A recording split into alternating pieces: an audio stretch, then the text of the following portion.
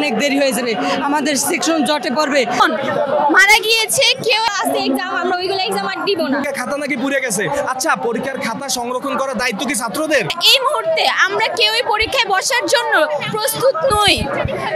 আপনারা সবাই জানেন যে বিগত যে আন্দোলন হয়েছে সেখানে আমাদের ব্যাচের অনেক ভাই বোন মারা গিয়েছে, কেউ এখনো অসুস্থ আছে, এখনো পর্যন্ত সেই আন্দোলনের রেস চলছে তাদের মাধ্যমে। তারা কোনোভাবে এখন এক্সামে বসার মতো পরিস্থিতিতে নেই।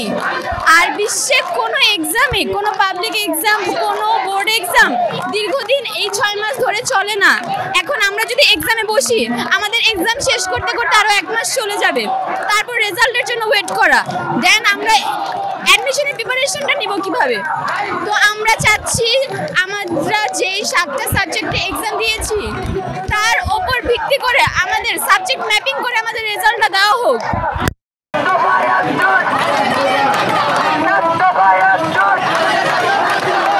আমাদের উদ্দেশ্য হচ্ছে যে আমরা যে এইচএসসি এক্সাম দিয়েছি 7টা, সেই এক্সামের পরে বারবার 3বার রুটিন চেঞ্জ করা হয়েছে। আমাদের বলতেছে যে পরীক্ষা দেওয়া হবে, পরীক্ষার রুটিন দেওয়া হচ্ছে, পরে 3বার রুটিন চেঞ্জ করা হয়েছে। এই ক্ষেত্রে আমাদের মেন্টালিটি ভাবে খুবই আমরা ভেঙে পড়েছি, আমরা পরীক্ষা দেওয়ার জন্য মোটেও প্রস্তুত নই। আমরা পরীক্ষা অংশগ্রহণ করছি, আমরা 6টা পরীক্ষা পর্যন্ত দিছি, তারপরে দেশের জন্যই তো আমরা নামছি। দিছি যে পরীক্ষার রেজাল্ট নাকি পুড়ে গেছে, পরীক্ষার খাতা নাকি পুড়ে গেছে। আচ্ছা, পরীক্ষার খাতা সংরক্ষণ করার দায়িত্ব কি ছাত্রদের? এটা তো কর্তৃপক্ষ তারা সংরক্ষণ করবে, তারা এটা সংরক্ষণ করতে পারলো না। তারা বলতেছে যে আচ্ছা ঠিক আছে, যেগুলা পুড়ছে ওইগুলো তো অটো পাস নাও, বাকিগুলো দাও না। ভাই, আমরা এত কষ্ট করে আমাদের মেন্টালি এখন আমাদের আর পরীক্ষা দেওয়ার মতো অবস্থা নাই। আর এই মাত্র 3 মাসের জন্য আমরা পরীক্ষা দিব না। 3 মাসের জাস্ট 25-এর এইচএসসি ব্যাচ থেকে আমরা 3 মাস পিছিয়ে আগাইয়া থাকবো। আমরা কেন তাহলে এত কষ্ট করলাম? যেখানে 1 বছর আগাই থাকার কথা আমরা 3 মাস, তাহলে ভাই আমাদের পরীক্ষাই দিব না, একসাথে পরের ব্যাচের সাথে পরীক্ষা দিই। আর সার্জিস আলম ভাই বলছে যে এখন সব ছাত্ররা বাসায় উঠে যাও, রাস্তায় থাইকো না, তারা নাকি শুনতেছে এখন আবার একটা রাজনৈতিক দল করবে। আচ্ছা ঠিক আছে, তাহলে আমরা কি আর মনে করতে পারি এটা আপনাদের আলাদা কোনো প্রোপাগান্ডা ছিল?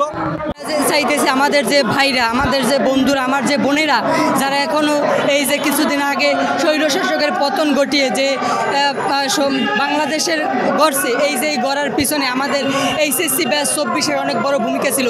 তারা এই আন্দোলনে অংশগ্রহণ করেছে, সব সময় আমাদের বড় ভাইদের পাশে ছিল।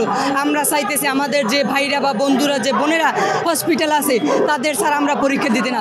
তারা সুস্থ হয়ে পরীক্ষায় ফিরে আসবে, ততক্ষণ অনেক দেরি হয়ে যাবে, আমাদের সেকশন জটে পড়বে। আমরা কি চাবো যে এই বছর কিংবা সামনের বছর বয়সে আমরা পরীক্ষা দিতে না? এর জন্য আমরা চাইতেছি আমাদের ওই যে এসএসসির রেজাল্টের উপর ভিত্তি করে এইচএসসির রেজাল্ট দাও। আমাদের মূল দাবি একটাই হচ্ছে যে আমাদের শিক্ষা বোর্ড আগামী 11 তারিখ থেকে আমাদের পরীক্ষা রুটিন দিচ্ছে। হ্যাঁ, এক্ষেত্রে আমাদের 11 তারিখে যদি পরীক্ষা শুরু হয়, সেক্ষেত্রে আমাদের পরীক্ষা শেষ হবে 8 অক্টোবর থেকে, এবং সেই পরীক্ষা যদি শুরু হয় তাহলে আমাদের সেই 2-3 মাস মতো লেগে যাবে। তারপর আমাদের ভার্সিটি অ্যাডমিশন, তখন আমরা আর কি ভালো মতো পড়াশোনা করতে পারবো না, কোনো ভালো ইউনিভার্সিটি আমরা পড়াশোনা করতে পারবো না। আমরা 2024-এর এইচএসসি ব্যাচ, আমাদের পরীক্ষা শেষ হওয়ার কথা ছিল, যদি করোনার গ্যাপ না থাকতো তাহলে আমাদের পরীক্ষা শেষ হওয়ার কথা ছিল এপ্রিলের মধ্যে।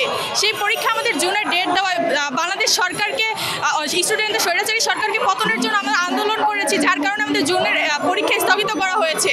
আমাদের প্রশ্নপত্র, খাতাপত্র সব পুড়ে গেছে। এখন আমাদের পরীক্ষা দিয়েছে সেপ্টেম্বরের 11 তারিখ থেকে অক্টোবরের 30 তারিখ পর্যন্ত। আমাদের দাবি হচ্ছে যে আমরা অটো পাস চাচ্ছি না, কিন্তু আমরা চাচ্ছি যে আমাদের সাবজেক্ট ম্যাপিং করে নাম্বার দাও। আমাদের যে এই কোটা আন্দোলন নিয়ে আমাদের অনেক ভাই বোন রাস্তায় নেমেছে, তারা আহত হয়েছে, তাদের ছাড়া কীভাবে আমরা পরীক্ষা দেবো?